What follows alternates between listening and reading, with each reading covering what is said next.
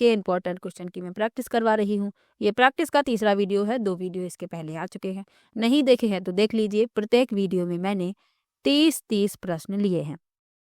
चलिए आज की वीडियो को शुरू करते हैं। वीडियो देखने के बाद यदि आपको अच्छा लगे, हेल्पफुल लगे तो वीडियो को लाइक और शेयर कीजिएगा, और यदि आप चैनल पर नए हैं तो चैनल को सब्सक्राइब कर लीजिए। तो चलिए शुरू करते हैं। पहला प्रश्न दिया गया है, निम्नलिखित में से वह युगल चुनिए जो हमारे देश के एक राज्य और एक केंद्र शासित प्रदेश से मिलकर बना है। पहला है मणिपुर और जम्मू कश्मीर, दूसरा है असम और उड़ीसा, तीसरा है उत्तराखंड और मेघालय, और चौथा है तेलंगाना और अरुणाचल प्रदेश। तो वह युगल चुनना है जो हमारे देश के एक राज्य और एक केंद्र शासित प्रदेश से मिलकर बना है। तो पहला विकल्प उत्तर हो जाएगा, मणिपुर एक राज्य है, जम्मू और कश्मीर एक केंद्र शासित प्रदेश है। पहला विकल्प इसमें सही हो जाएगा। चलिए आगे बढ़ते हैं, अगले प्रश्न पर चलते हैं। मध्य प्रदेश के 3 निकटवर्ती राज्य हैं।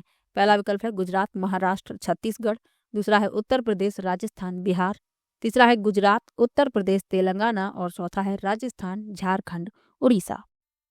तो मध्य प्रदेश के 3 निकटवर्ती राज्य बताने हैं, तो गुजरात, महाराष्ट्र और छत्तीसगढ़। पहला विकल्प हो जाएगा इस प्रश्न का उत्तर। चलिए आगे बढ़ते हैं। आपका घर X और आपका विद्यालय Y पर स्थित है, अतः X तथा Y के बीच एक व्यस्त राजमार्ग है। आप अपने विद्यालय पहुंचने के लिए पहले 200 मीटर ठीक पश्चिम दिशा में जाते हैं। तो याद रखिएगा, ये पूरब होता है, ये पश्चिम होता है, ऊपर उत्तर और नीचे दक्षिण। ये तो आपको याद ही रखना है और आपको पता भी होगा। अब जैसा जैसा हमसे कहा गया है वैसा वैसा हम चलते जाएंगे, अपना चित्र बनाते जाएंगे। लिखा है पहले आप अपने विद्यालय पहुंचने के लिए 200 मीटर ठीक पश्चिम दिशा में जाते हैं, तो हम पश्चिम दिशा में 200 मीटर चल लेते हैं। उसके बाद ठीक उत्तर दिशा में 80 मीटर लंबा सुरंग मार्ग पार करते हैं। अब उत्तर ऊपर की तरफ होता है, तो ऊपर की तरफ हम 80 मीटर चल देते हैं। ये 200 मीटर है, ये लिखते चलिए क्योंकि आगे काम आएगा, और ये 80 है। उसके बाद क्या लिखा है, फिर और अंत में ठीक पूर्व दिशा में 200 मीटर चलकर अपने विद्यालय पहुंचते हैं। तो हम फिर 200 मीटर पूर्व की तरफ चलेंगे, ये है 200 मीटर की दूरी, और अपने विद्यालय पहुंच गई। तो X आपका घर है ये, और विद्यालय आपका ये है Y। अब आगे लिखा है आपके विद्यालय के सापेक्ष आपका घर है, तो विद्यालय के सापेक्ष हमें घर बताना है। तो ये रहा विद्यालय और ये रहा घर। अब ये जो घर है विद्यालय के सापेक्ष, ये आपका 80 मीटर ठीक दक्षिण में है, क्योंकि ये दूरी आप देख रहे हैं कितनी है, 80, और नीचे की तरफ क्या होता है, दक्षिण। तो डी विकल्प हो जाएगा उत्तर। 80 मीटर ठीक दक्षिण दिशा में आपका घर है विद्यालय के सापेक्ष। चलिए आगे बढ़ते हैं। नीचे दिए गई किस राज्य के पहाड़ों के जंगलों में लोग झूम खेती के तरीके को अपनाते हैं। पहला है झारखंड, दूसरा है मिजोरम, तीसरा है असम, और चौथा है छत्तीसगढ़। तो याद रखिएगा, मिजोरम में झूम खेती के तरीके को अपनाया जाता है। असम के कुछ क्षेत्र में भी झूम खेती की जाती है, लेकिन यदि आपसे ऑप्शन में मिजोरम दे दिया जाए तो आप मिजोरम को टिक करेंगे, क्योंकि यहाँ पर मुख्य रूप से झूम खेती की जाती है। चलिए आगे बढ़ते हैं। हमारे देश में पाए जाने वाले अति सामान्य पक्षियों का वह युगल चुनिए जिनकी दृष्टि श्रेष्ठ होती है, जो हमारी तुलना में वस्तुओं को 4 गुनी अधिक दूरी से स्पष्ट देख सकते हैं। पहला है कबूतर और तोता, दूसरा है कौवा और कोयल, तीसरा है गिद्ध और फाख्ता, और चौथा है चील और बाज। तो इस प्रश्न में आपका चौथा विकल्प सही है, चील और बाज। गिद्ध भी मनुष्य से 4 गुना अधिक दूरी से स्पष्ट वस्तुओं को देख सकता है, लेकिन गिद्ध के साथ फाख्ता दिया गया है, तो ये समूह सही नहीं है। जो चौथा विकल्प है इसमें चील और बाज दोनों ही सही हैं, डी विकल्प हो जाएगा इस प्रश्न का उत्तर। चलिए आगे बढ़ते हैं, अगले प्रश्न पर चलते हैं। मच्छरों द्वारा फैलने वाले 2 रोगों का समुच्चय है। अब वह रोग बताने हैं जो मच्छरों से फैलते हैं।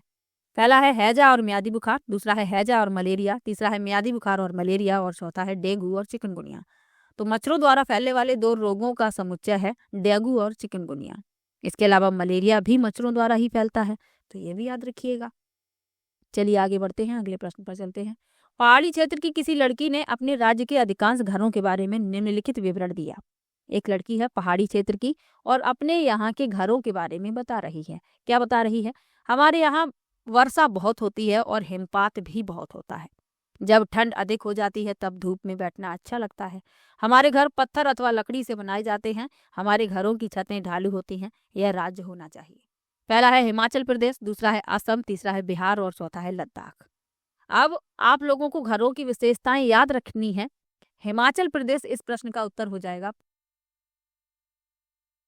क्योंकि हिमाचल प्रदेश में जो घर बनाए जाते हैं वो लकड़ी और पत्थर के बनाए जाते हैं, और घरें जो छतें हैं घरों की वो ढालू होती हैं, और वहाँ पर बर्फबारी भी होती है, यानी हिमपात भी होता है। अभी का जो समय चल रहा है, अभी वहाँ पर बहुत हिमपात होता है। जो टेम्परेचर है वो माइनस में चला जाता है। तो इसमें आपका पहला विकल्प सही हो जाएगा, और हिमाचल प्रदेश के मनाली में आप इस तरीके के घर बहुतायत में देखेंगे। तो ये भी याद रखिए। अब यदि बात असम की आ जाए तो याद रखिएगा, असम में बारिश बहुत होती है और बाढ़ भी आ जाती है। तो इसलिए लोग घर जो बनाते हैं लकड़ी के बनाते हैं और मजबूत बांस के खंभों पर बनाते हैं, जमीन से ऊंचाई पर। मजबूत बांस के खंभों पर 8 से 10 फीट ऊंचाई पर बनाते हैं, ताकि जो बारिश का बाढ़ का पानी है वो उनके घरों में ना जाए। और लद्दाख में जो घर बनाए जाते हैं 2 मंजिला बनाए जाते हैं। जो नीचे की जो मंजिल होती है उस पर कोई भी खिड़की नहीं होती है, और नीचे की जो मंजिल होती है उसमें जानवरों को और ज़रूरी सामान को रखा जाता है, और ऊपर वाली जो मंजिल होती है उसमें घर के सदस्य रहते हैं। तो ये सब याद रखिएगा, क्योंकि लद्दाख से संबंधित प्रश्न भी पूछ लिया जाता है, असम से संबंधित घरों से संबंधित प्रश्न भी पूछ लिया जाता है। तो आपका प्रश्न गलत नहीं होना चाहिए। चलिए आगे बढ़ते हैं, अगले प्रश्न पर चलते हैं। मच्छर प्रायः हमें परेशान करते हैं, अंधेरे में भी वे हमें ढूंढ सकते हैं। कैसे हमें ढूंढ लेते हैं अंधेरे में भी मच्छर? पहला है हमारे सांसों के कंपनों द्वारा, दूसरा है सांस द्वारा छोड़ी गई वायु की गर्मी से, तीसरा है सांस द्वारा छोड़ी गई वायु की गंध द्वारा, और चौथा है पैरों के तलवों की गंध और हमारे शरीर की गर्मी से। तो मच्छर जो होते हैं हमें ढूंढ लेते हैं, यानी मनुष्य को वो ढूंढ लेते हैं, चाहे अंधेरा हो तब भी। क्यों ढूंढ लेते हैं? क्योंकि पैरों की तलवों की उन्हें गंध आती है और हमारे शरीर की गर्मी को वो महसूस करते हैं। इसीलिए मच्छर जो है मनुष्य को ढूंढ लेते हैं। डी विकल्प इसमें सही हो जाएगा। और सबसे पहले मच्छर काटते हैं पैरों में, क्योंकि पैरों की जो तलवों की गंध होती है वो उन्हें आती है और शरीर की गर्मी को वो महसूस करते हैं। चलिए आगे बढ़ते हैं, अगले प्रश्न पर चलते हैं। नीचे दी गई पहेली को हल कीजिए। एक पहेली दी गई है, इसे हल करना है। लिखा है कूटी जाती पीसी जाती, भोजन को तीखा खूब बनाती, खाने में ज्यादा होने पर मुंह से निकले सीसी, आंख और नाक से निकले पानी, याद दिला दूं नानी, सोचो सोचो कौन हूं मैं, जल्दी बोलो कौन हूं मैं। इसका हल है। अब ये प्रश्न पूछा गया था जब ऑनलाइन पेपर हुए हैं, तो इस तरीके के प्रश्न पूछे गए हैं। तो आपको कुछ पहेलियों से संबंधित प्रश्न भी पूछे जा सकते हैं, तो याद रखने हैं। तो कूटी जाती पीसी जाती और खाने को खूब तीखा बनाती है, तो ये लाल मिर्च होती है। डी विकल्प इसमें सही हो जाएगा, लाल मिर्च। चलिए आगे बढ़ते हैं, अगले प्रश्न पर चलते हैं। लिखा है राजस्थान के रेगिस्तानी इलाके में मुख्यतः पाए जाने वाले खेजड़ी वृक्ष के विषय में नीचे दिए गए कथनों पर विचार कीजिए। इस वृक्ष को उगाने के लिए अधिक जल की आवश्यकता नहीं होती है। यह वृक्ष बहुत उपयोगी है। इसकी छाल से दवाइयां बनाई जाती हैं और लोग इसके फलों को खाना पसंद करते हैं। इस वृक्ष की लकड़ी को शीघ्र ही कीड़ा लग जाता है, अतः इमारती लकड़ी की भांति उपयोग नहीं किया जाता। यह छायादार वृक्ष नहीं है और इस क्षेत्र के जानवर इस वृक्ष की पत्तियों को खाना पसंद करते हैं। अब इसके बारे में आपको बताना है, खेजड़ी वृक्ष के बारे में जो सही है। तो खेजड़ी वृक्ष जो है राजस्थान का राजकीय वृक्ष है और इसे समी के वृक्ष के रूप में भी जाना जाता है, ये भी याद रखिए। अब ये जो वृक्ष है ये शुष्क इलाके में उग जाता है, क्योंकि इसे ज्यादा पानी की जरूरत नहीं होती। आप लोगों को पता ही है कि राजस्थान जो है मरुस्थल है, तो वहां पर ये वृक्ष उग जाता है। तो ये राजस्थान का राजकीय वृक्ष है। अब इसमें जो बताना है, जो इसके बारे में सत्य है, तो पहला लिखा है कि इस वृक्ष को उगाने के लिए अधिक जल की आवश्यकता नहीं होती। बिल्कुल सही है, तभी तो ये राजस्थान में उग जाता है। यह वृक्ष बहुत उपयोगी है। इसकी छाल से दवाई बनाई जाती है और लोग इसके फलों को खाना पसंद करते हैं। तो ये भी सही लिखा हुआ है। इस वृक्ष की छाल से दवाइयां बनाई जाती हैं। इसके फलों को लोग खाना पसंद करते हैं, यानी फलियां होती हैं उसकी सब्जी बनाकर खाई जाती है। इसकी जो लकड़ी होती है उसे कभी भी कीड़ा नहीं लगता है और जानवर इसकी पत्तियां खाते हैं। ये छायादार वृक्ष है और बच्चे इसकी छाया में खेलना पसंद करते हैं। अब इसमें ए सही है, बी सही है, सी गलत है, क्योंकि इसमें लिखा है कि इसकी लकड़ी को शीघ्र ही कीड़ा लग जाता है। ये गलत है, क्योंकि इसकी लकड़ी को शीघ्र ही कीड़ा नहीं लगता, यानी इसकी लकड़ी को कीड़ा ही नहीं लगता है। तो ये गलत हो गया। और ये छायादार वृक्ष है और डी कह रहा है कि ये छायादार नहीं है, तो ये भी गलत हो गया। और इस क्षेत्र के जानवर इस वृक्ष की पत्तियों को खाना पसंद करते हैं, ये सही है। तो ए, बी और ई इसमें सही हैं। चौथा विकल्प इस प्रश्न का उत्तर हो जाएगा। चलिए आगे बढ़ते हैं, अगले प्रश्न पर चलते हैं। निम्नलिखित में से वह राज्य चुनिए जहाँ के लोग नारियल के तेल में पकी या तली समुद्री मछली खाना पसंद करते हैं। पहला है गोवा, दूसरा है तेलंगाना, तीसरा है छत्तीसगढ़ और चौथा है झारखंड। तो नारियल के तेल में पकी हुई मछली खाना पसंद करते हैं गोवा के लोग। पहला विकल्प सही हो जाएगा। अब आपसे पूछ लिया जाए कि सरसों के तेल में पकी हुई मछली खाना कहाँ के लोग पसंद करते हैं, तो जम्मू कश्मीर के लोग सरसों के तेल में पकी मछली खाना पसंद करते हैं। दोनों ही बातें याद रखिएगा। और विकल्प लिखे हुए हैं, जैसे तेलंगाना है, ये दक्षिणी भारत का एक राज्य है और अपने मसालेदार व्यंजनों विशेषकर बिरयानी के लिए जाना जाता है और हलीम के लिए जाना जाता है। छत्तीसगढ़ जो है ये भारत का एक राज्य है और आदिवासी व्यंजनों के लिए जाना जाता है। और झारखंड पूर्वी भारत का एक राज्य है और ये भी अपने आदिवासी व्यंजनों के लिए जाना जाता है। चलिए आगे बढ़ते हैं, अगले प्रश्न पर चलते हैं। अगला प्रश्न दिया गया है, किसी व्यक्ति ने किसी राज्य के ग्रामीण क्षेत्र के लोगों की जीवन शैली का प्रेक्षण करके अपने विचारों को इस प्रकार व्यक्त किया। यहाँ का रहन सहन साधारण है। लोग खाने की वस्तुओं जैसे टैपियोका यानी कसावा और नारियल को अपने घरों के आंगन में ही उगाते हैं और इनसे बने खाने को चाव से खाते हैं, यानी इनसे बने व्यंजन को। यह राज्य होना चाहिए। पहला है असम, दूसरा है केरल, तीसरा है तेलंगाना और चौथा है उड़ीसा। तो जब भी बात टैपियोका की आती है तो आपको केरल ही टिक करना है। पहला विकल्प सही हो जाएगा, क्योंकि टैपियोका जो है केरल के लोग खाना पसंद करते हैं, याद रखिएगा। इसके अलावा केले की फूल की सब्जी भी केरल में खाई जाती है, तो ये याद रखिए। और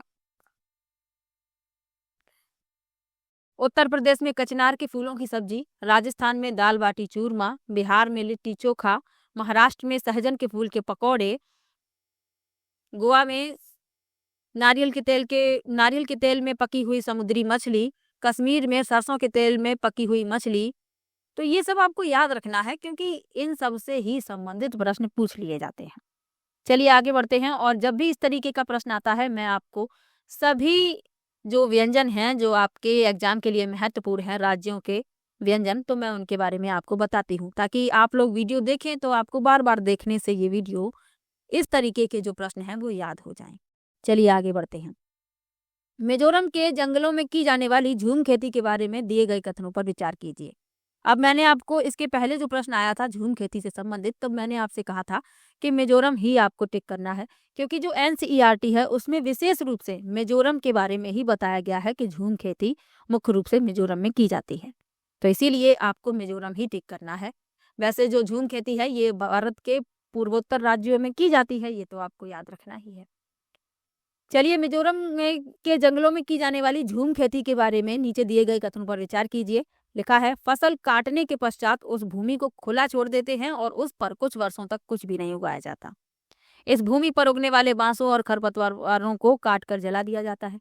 इसके पश्चात बीज बोने से पहले इस भूमि को गहरा जोता जाता है। रासायनिक उर्वरकों और कीटनाशकों का उपयोग आवश्यकता अनुसार किया जाता है और एक ही खेत में भिन्न भिन्न प्रकार के फसल जैसे मक्का, चावल, मिर्च और सब्जियों को उगाया जाता है। अब जो सही कथन है वह बताने हैं। तो झूम खेती को कर्तन और दहन कृषि, झूम खेती और स्थानांतरित कृषि, ये इसके नाम हैं, तो आपको याद रखने हैं। अब इसमें क्या किया जाता है कि एक फसल को काटा जाता है, फिर उस भूमि को खुला छोड़ दिया जाता है, उस पर कुछ नहीं उगाया जाता। दूसरे किसी क्षेत्र को देखा जाता है, उस पर जो बांस खरपतवार उग जाते हैं उनको काट कर जला दिया जाता है, जो राख होती है उसे भूमि में ही मिला दिया जाता है। किसी भी खाद उर्वरक का प्रयोग नहीं किया जाता, ना ही हल चलाया जाता है। तो इसमें पहला तो सही हो गया, बी भी सही है। और इसमें सी में लिखा है कि इसके पहले भूमि को गहरा जोता जाता है, तो मैंने अभी आपको बताया कि इस भूमि पर कोई हल नहीं चलाया जाता, ऐसे ही बीज छिड़क दिए जाते हैं। डी भी गलत है क्योंकि डी में लिखा है कि इसमें रासायनिक उर्वरकों और कीटनाशकों का प्रयोग किया जाता है, तो ये भी गलत है। कोई भी रासायनिक उर्वरक और कीटनाशक का प्रयोग नहीं किया जाता, लेकिन एक ही खेत में भिन्न भिन्न प्रकार की फसलें उगा ली जाती हैं, ये सही है। तो ए, बी और ई सही है, डी विकल्प हो जाएगा इस प्रश्न का उत्तर। चलिए आगे बढ़ते हैं। नीचे दी गई पहेली को हल कीजिए। काले काले मोती जैसी छोटी सी पर गोल हूँ, बारीक पिसी या दरदरी, मैं तीखे स्वाद वाली हूँ, मीठे और नमकीन में दोनों में डाली जाती हूँ, सोचो सोचो कौन हूँ मैं, जल्दी बोलो कौन हूँ मैं। पहला विकल्प है काली मिर्च, दूसरा है इलायची, तीसरा है सरसों और चौथा है लौंग। तो काले काले मोती जैसी छोटी सी पर गोल हूँ मैं, और ये होती है काली मिर्च, जो मीठे में भी प्रयोग की जाती है और नमकीन में भी।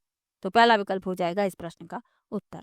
चलिए आगे बढ़ते हैं। निम्नलिखित में से कौन सा एक अपनी मादा को उसकी गंध से कई किलोमीटर दूर से ही पहचान लेता है? पहला है बाज, दूसरा है रेशम कीट, तीसरा है मच्छर और चौथा है तितली। तो तू धरती पर चाहे जहां भी रहेगी, तुझे तेरी खुशबू से पहचान लूंगा। तो ये होता है रेशम का कीट, जो अपनी मादा को कई किलोमीटर दूर से ही पहचान लेता है। एक गाना याद रखिएगा और मन में याद रखिएगा, रेशम का कीट। बी विकल्प इसमें सही है। बस ये याद रखिए कि ये गाना रेशम का कीट ही गा रहा है, तो आपका प्रश्न गलत नहीं होगा। रेशम का कीट है जो फेरोमोन्स के माध्यम से कई किलोमीटर दूर से ही अपने साथी को ढूंढ सकता है। और फेरोमोन वे रासायनिक पदार्थ होते हैं जो जीवों द्वारा एक दूसरे के साथ संचार करने के लिए विशेष रूप से उत्पादित किए जाते हैं। चलिए आगे बढ़ते हैं। निम्नलिखित में से उस शहर को चुनिए जहाँ के अधिकांश लोग इलायची और बादाम डाला हुआ गर्म कहवा पीना पसंद करते हैं। पहला है शिल्लोंग, दूसरा है मैसूर, तीसरा है हैदराबाद और चौथा है श्रीनगर। तो इसमें आपका जो विकल्प सही है वह है श्रीनगर। डी विकल्प सही हो जाएगा, श्रीनगर। श्रीनगर के जो लोग हैं ये इलायची और बादाम डाला हुआ गर्म कहवा पीना पसंद करते हैं। वहां पर सर्दी होती है, तो इस तरीके का पेय पदार्थ लोग लेना पसंद करते हैं।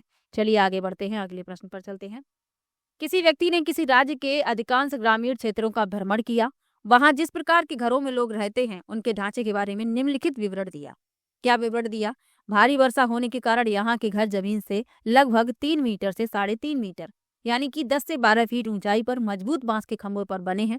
लोग घरों में प्रवेश करने के लिए सीढ़ी का प्रयोग करते हैं और रात के समय सीढ़ी हटा देते हैं। ये घर अंदर से लकड़ी के बने हैं और इनकी छतें ढालू हैं। यह राज्य होना चाहिए। तो आपका प्रश्न गलत होगा ही नहीं, क्योंकि अभी मैंने आपको बताया ही था। और लगातार यदि आप वीडियो देखते रहेंगे, ईवीएस के इतने प्रश्न मैं याद करवा दूंगी आपको कि आपको प्रश्न देखते ही उत्तर आ जाएगा। बस आपको लगातार वीडियो देखना है और मेरे चैनल से जुड़े रहना है। पहला विकल्प है हिमाचल प्रदेश, दूसरा है मिजोरम, तीसरा है झारखंड और चौथा है असम। तो जहां पर बात आ जाए मजबूत बांस के खंभों की, तो असम आपको टिक करना है आंखें बंद कर कर। डी विकल्प इसमें सही हो जाएगा, असम। गलत होने की गुंजाइश ही नहीं होगी। चलिए आगे बढ़ते हैं। वह राज्य जहां तोरांग का अर्थ जंगल है। अगला प्रश्न है, वह राज्य जहां तोरांग का अर्थ जंगल है कौन सा है? पहला है मिजोरम, दूसरा है झारखंड, तीसरा है अरुणाचल प्रदेश और चौथा है छत्तीसगढ़। तो वह राज्य जहां तोरांग का अर्थ जंगल होता है वह है झारखंड। बी विकल्प सही हो जाएगा।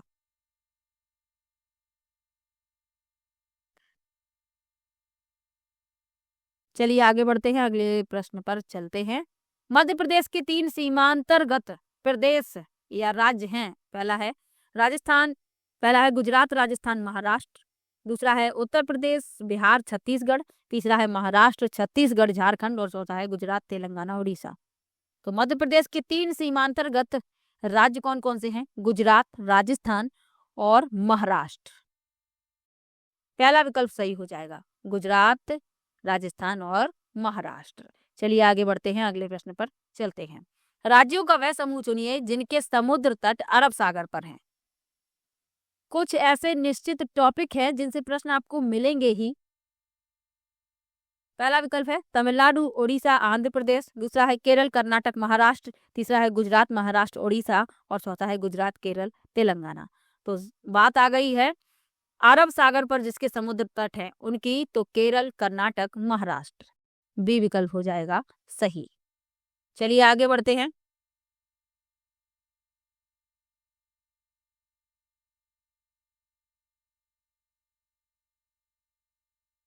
निम्नलिखित में से वह युगल चुनिए जो हमारे देश के एक राज्य और एक केंद्र शासित प्रदेश से मिलकर बना है। पहला है लक्षद्वीप और पुदुचेरी, दूसरा है चंडीगढ़ और दिल्ली, तीसरा है नागालैंड और लद्दाख और चौथा है मणिपुर और मेघालय। तो जिसमें एक राज्य है और एक केंद्र शासित प्रदेश है, वह हमें बताना है। तो नागालैंड और लद्दाख, नागालैंड एक राज्य है और लद्दाख एक केंद्र शासित प्रदेश है। सी विकल्प हो जाएगा इस प्रश्न का उत्तर। चलिए आगे बढ़ते हैं, अगले प्रश्न पर चलते हैं। अगला प्रश्न दिया गया है, कल्पना कीजिए आप एक उद्यान या पार्क में हैं और भूकंप आ गया, आप सुरक्षा की कौन सी युक्तियां अपनाएंगे?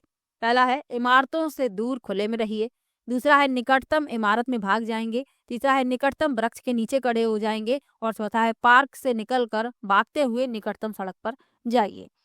तो कल्पना कीजिए कि आप उद्यान या पार्क में हैं और अचानक से भूकंप आ जाता है, तो क्या करना है ये पूछा गया है। तो इमारतों से दूर खुले में जाएंगे, क्योंकि यदि आप इमारतों के पास खड़े होंगे तो आपको पता ही है कि इमारतें ढह जाती हैं भूकंप में और वृक्ष जो होते हैं वो भी उखड़ जाते हैं और सड़क पर जो तार आर होते हैं वो गिर सकते हैं आपके ऊपर। इसीलिए इमारतों से दूर खुले स्थान में रहना है, पहला विकल्प इसमें सही हो जाएगा। चलिए आगे बढ़ते हैं, अगले प्रश्न पर चलते हैं। निम्नलिखित में से कला के कौन से रूप में प्राकृतिक रंगों जैसे नील हल्दी से मिश्रित और पुष्पों के वर्णों एवं पेड़ों की छाल से मिश्रित चावल के रंगीन पेस्ट से चित्रकला यानी पेंटिंग बनाना निहित है? पहला है मधुबनी, दूसरा है वर्ली, तीसरा है कलमकारी और चौथा है फुलकारी। तो जब भी बात आ जाए प्राकृतिक रंगों की और चावल के रंगीन पेस्ट की, तो आपको मधुबनी टिक करना है। मधुबनी चित्रकला का संबंध बिहार राज्य से है, ये भी याद रखिएगा। अब जो और विकल्प लिखे हुए हैं, वर्ली जो है कला का एक रूप है और इसकी उत्पत्ति हुई है महाराष्ट्र में, ये आपको याद रखना है। और कलमकारी जो है ये कला का ही एक रूप है और इसकी उत्पत्ति आंध्र प्रदेश में हुई है। और फुलकारी जो है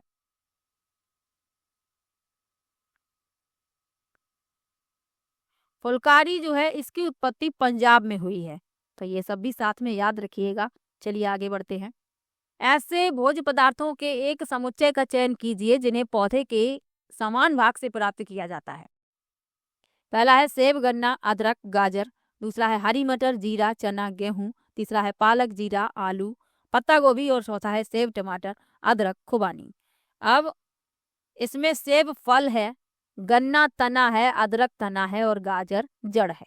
तो ये तो समान ही नहीं है, पहला विकल्प उत्तर नहीं होगा। दूसरा है हरी मटर, जीरा, चना और गेहूं, तो ये सही है। हरी मटर बीज है, जीरा बीज है, चना बीज है, गेहूं बीज है, सभी बीज हैं। बी विकल्प हो जाएगा इस प्रश्न का उत्तर। यानी हमें ऐसा समुच्चय चुनना था जो एक ही प्रकार के हैं, तो इसमें भी विकल्प सही हो गया। चलिए आगे बढ़ते हैं। निम्नलिखित में से कौन से पौधों का प्रवर्धन बीजों द्वारा होता है? पहला है गन्ना, आलू, पत्ता गोभी, दूसरा है चावल, गेहूं, ओट्स, तीसरा है आलू, गुलाब, गन्ना और चौथा है गेहूं, गन्ना, चावल। तो वो बताना है कि पौधों का प्रवर्धन बीजों द्वारा होता है, वह विकल्प बताना है। तो चावल यानी कि धान, धान बोए जाते हैं, उनसे पौधे तैयार किए जाते हैं, फिर वो रोपे जाते हैं। गेहूं, गेहूं ही बोए जाते हैं। और ओट्स यानी कि जौ कहते हैं जिसे, तो ये भी बीजों द्वारा ही उत्पन्न होते हैं। तो बी विकल्प हो जाएगा इस प्रश्न का उत्तर। चलिए आगे बढ़ते हैं। निम्नलिखित में से कौन सा भोजन उस राज्य के लोगों का मुख्य भोजन है जहां से पीवी सिंधु संबंध रखती हैं? पहला है इडली, चटनी, चावल, सांभर, दूसरा है रोटी, दाल, सब्जी, आलू पराठा, तीसरा है रोटी, सांभर, बांस की करी, मछली करी यानी फिश करी और चौथा है मछली करी, टैपियोका और चावल।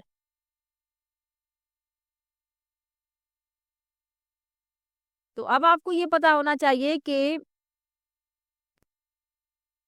पीवी सिंधु का संबंध किस राज्य से है। तो पीवी सिंधु का संबंध है आंध्र प्रदेश से और आंध्र प्रदेश में इडली, चटनी, चावल और सांबर खाना पसंद किया जाता है। तो पहला विकल्प हो जाएगा इस प्रश्न का उत्तर। चलिए आगे बढ़ते हैं। निम्नलिखित में से किसकी वायु द्वारा फैलने की संभावना है? पहला है सूरजमुखी, दूसरा है आक यानी मदार, तीसरा है आम और चौथा है जैंथियम। तो किसकी वायु द्वारा फैलने की संभावना है? तो आक यानी मदार, इसके जो बीज होते हैं बहुत हल्के होते हैं, आपने देखा होगा। एक बीज होता है, उसके ऊपर हल्के हल्के बाल जैसे होते हैं, रोएं, इस तरीके से हवा में कहीं पर भी उड़ जाता है। आप लोगों ने देखा होगा। आक का जो पौधा होता है, इसके बीज जो होते हैं आसानी से वायु में उड़ जाते हैं। तो सबसे अधिक संभावना है इसी के वायु द्वारा फैलने की, तो बी विकल्प हो जाएगा इस प्रश्न का उत्तर।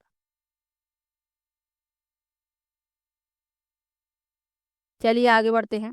इसके अलावा जो सूरजमुखी है, सूरजमुखी में परागण आमतौर पर मधुमक्खियों और अन्य कीड़ों द्वारा किया जाता है। आम तो आप जानते ही हैं, आम का जो पौधा होता है, आम का फल भी बड़ा होता है और मनुष्य इनका सेवन करते हैं और मनुष्यों द्वारा ही ये उगाए जाते हैं। मनुष्य ने लगाते हैं, आम का बाग होता है। जैंथियम जो है ये खरपतवार है और ये पशु निगल जाते हैं और पशु के लिए ये हानिकारक भी होता है, पशुओं द्वारा खा लिया जाता है जैंथियम। चलिए आगे बढ़ते हैं। आप दुकान से गेहूं लेते हो और आपकी माँ उसकी रोटियां बनाती हैं। गेहूं से रोटी बनाने की प्रक्रिया से सही क्रम का चुनाव कीजिए। अब जिसको भी रोटी बनाना आता है, इस तरीके का प्रश्न उसका गलत नहीं होगा। ये प्रश्न ऑनलाइन वाले पेपर में पूछा गया था 2023 में, फरवरी में जो पेपर हुआ है उसमें। पहला विकल्प है, एक पात्र में आटा लें, आटा गूंथें, रोटी सेकें, गेहूं का आटा बनाएं। पूर्ण रूप से गलत है। गेहूं का आटा बाद में बनेगा, रोटी पहले ही कैसे सिक जाएगी। पहला गलत हो गया। गेहूं का आटा बनाएं, गेहूं को पीसना है यानी पीस के आटा बना लिया। फिर एक पात्र में आटा लिया, आटा को गूंथा, गूंथे हुए आटे के पेड़े बनाए और फिर रोटियां सेकें, तो ये सही है। चलिए और विकल्प भी देख लेते हैं। आटा गूंथे, गेहूं को पीसे, तो आटा पहले कैसे गूंथ जाएगा जब गेहूं पीसे ही नहीं। और गेहूं से आटा पीसे, गूंथे, आटे के पेड़े बनाए, रोटी सेके और रोटियां बेलें, तो बिना बेले रोटियां कैसे सेक जाएंगी। ये क्रम भी गलत लिखा है। दूसरा विकल्प इसमें सही है। चलिए आगे बढ़ते हैं, अगले प्रश्न पर चलते हैं। और आज का आखिरी प्रश्न, उर्वरकों की अपेक्षा खेतों में खाद का उपयोग करने की सलाह दी जाती है, क्योंकि? पहला है, खाद जैव निम्नकरणीय है। दूसरा है, खाद से एक प्रबल रासायनिक अभिक्रिया नहीं होती। तीसरा है, खाद से मृदा में सूक्ष्म रंध्र बनते हैं। और चौथा है, खाद की बड़ी मात्रा में आवश्यकता होती है। तो खाद की अधिक मात्रा में आवश्यकता नहीं होती है। खाद जैव निम्नकरणीय है, खाद से प्रबल रासायनिक अभिक्रिया नहीं होती और खाद से मृदा में सूक्ष्म रंध्र बनते हैं। ए बी सी सही है, डी इसमें गलत है, बी विकल्प हो जाएगा इस प्रश्न का उत्तर। तो 30 प्रश्न लिए हैं आज के वीडियो में। आपके कितने प्रश्न सही हुए कमेंट बॉक्स में जरूर बताइएगा और वीडियो कैसा लगा ये भी कमेंट में जरूर बताइएगा। आप लोग सपोर्ट करेंगे तो ईवीएस का पूरा कोर्स में कंप्लीट पढ़ा दूंगी। बस आप लोगों के सपोर्ट की ज़रूरत है। यदि आप लोग सपोर्ट नहीं करेंगे तो फिर मैं अपना प्रॉमिस भी पूरा नहीं कर पाऊंगी। बस आप लोगों के सपोर्ट की ज़रूरत है। ईवीएस के पूरे कंप्लीट नोट्स हैं, वो नोट्स मैं फ्री में प्रोवाइड भी करवाऊंगी। बस आप लोग थोड़ा सा सपोर्ट करते रहिए, वीडियो को ज़्यादा से ज़्यादा शेयर करते रहिए। चलिए मिलते हैं नेक्स्ट वीडियो में, तब तक के लिए बाय बाय।